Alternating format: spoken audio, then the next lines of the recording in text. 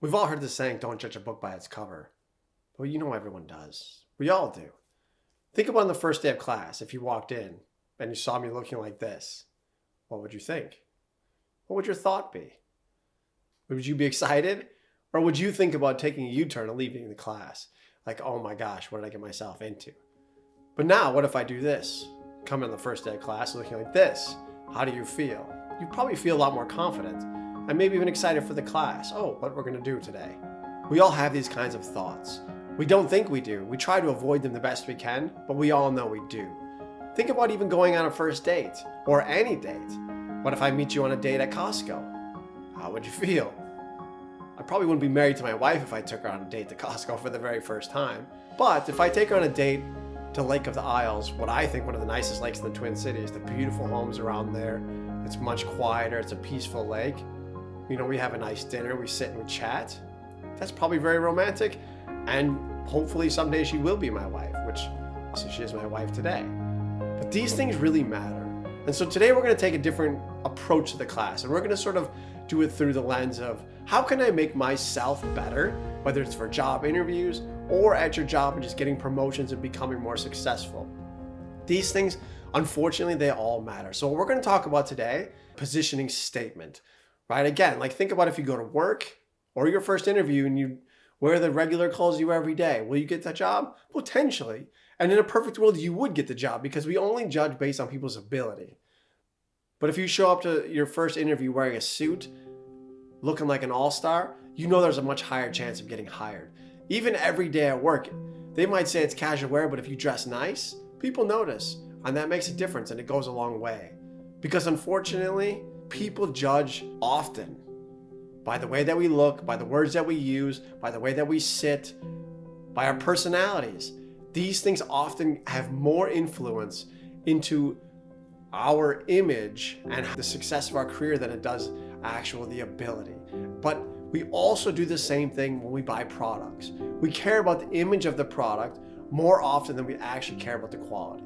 And we're going to kind of get into that today so that hopefully you can actually control the image, and if the image actually matches the ability that you're trying to sell. And that's what's important, because there's a really great quote by marketing consultant Harry Beckwith. And he says, a position is a cold-hearted, no-nonsense statement of how you're perceived in the minds of your prospects. Prospects means customers, hiring people, managers, CEOs. It's all those people. For me, it's your students. All of this matters. And I need you to view me in the same way that I view myself. By the end of today's class, you will be able to see how a brand places itself in a spot in the marketplace compared to its competitors. So what is positioning? Positioning is staking out a place in people's mind. What you want is you want people to say, what is this product? And when, as soon as they look at it, they have that instant spot in their brain of where it exists. They know exactly what it does, what solution it provides, and what needs it's meeting. And that's what you want, because in this huge marketplace where there's so many things, I want to be able to look at that product and be like, that's what it is, immediately. And what we're trying to do is we're trying to get basically superlatives in people's minds. Superlatives are things like the most, the best, or ending in EST, right? So they're saying it is the most natural product. It is the best price. It has the best warranty. It is the safest. It is the healthiest. It is the strongest. It is the most fashionable. It is the quickest.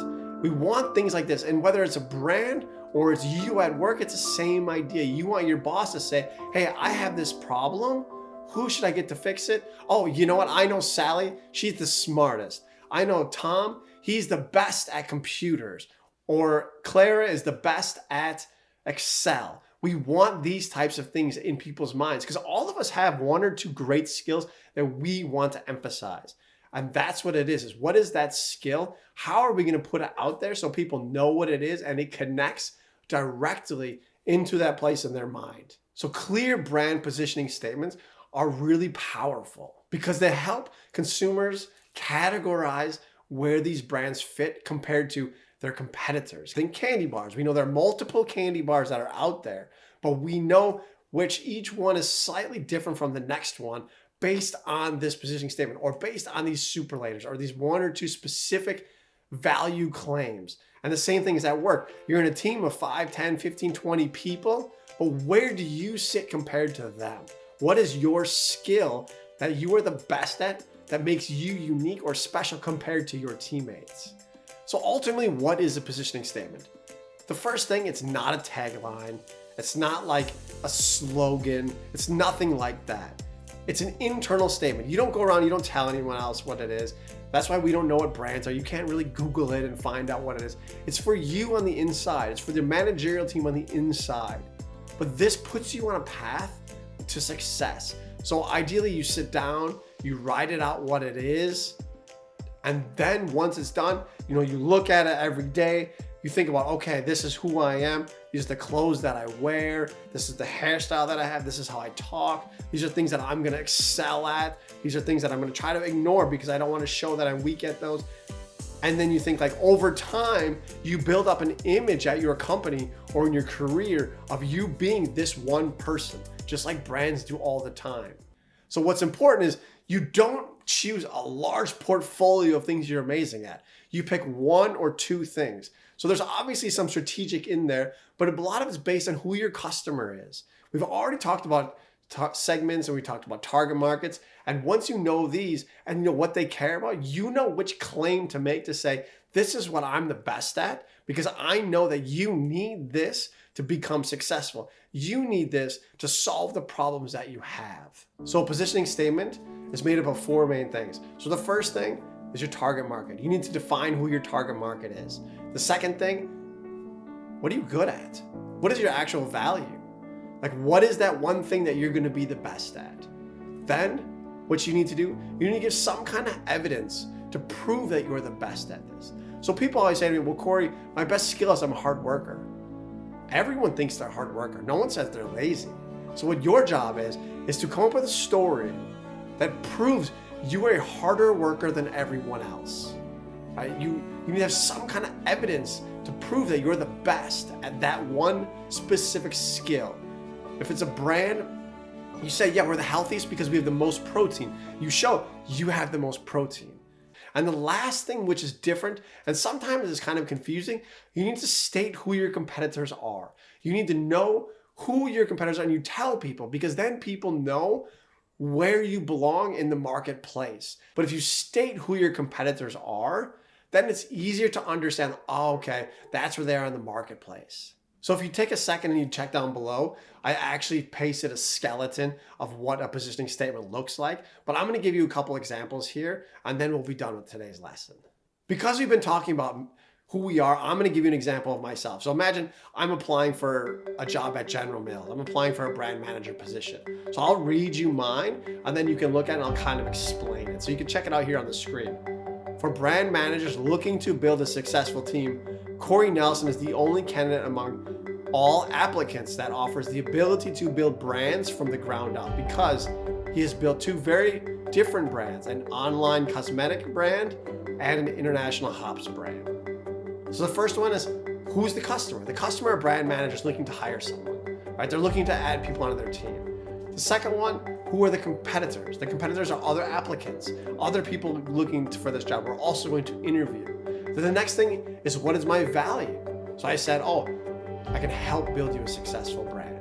And then the last one is, what is the evidence? I've shown, well, you know what, because I like to build businesses on my own, and I have built two businesses that were somewhat successful in the past. So this is my personal, I don't share this with anyone, but every day if I read this, I think, okay, this is what I need to do when I go to work. I need to prove these things every single day for the next 20, 30, 40 years. The last one, just to give you an example of an actual brand, this is Voss Waters.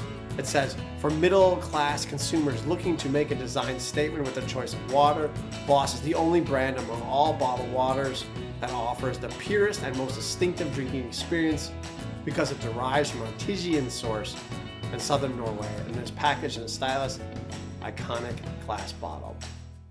I'm not going to spend any time breaking this Voss one down. You can read it, you can compare it to the other one, but these are just gives you ideas of what brands do. So you should be doing this in your own self. You should be doing this when you work at a company. But again, the goal of this positioning statement is to keep you on a path. Because as time goes by, whether it's a brand or yourself, you sort of it gets windy. You sort of lose where you're going, and that's not a good thing. And that's not how brands start to suffer long term. To maintain your success for years. And so by having this positioning statement, you can always come back and reflect on it and say, are we still on this path?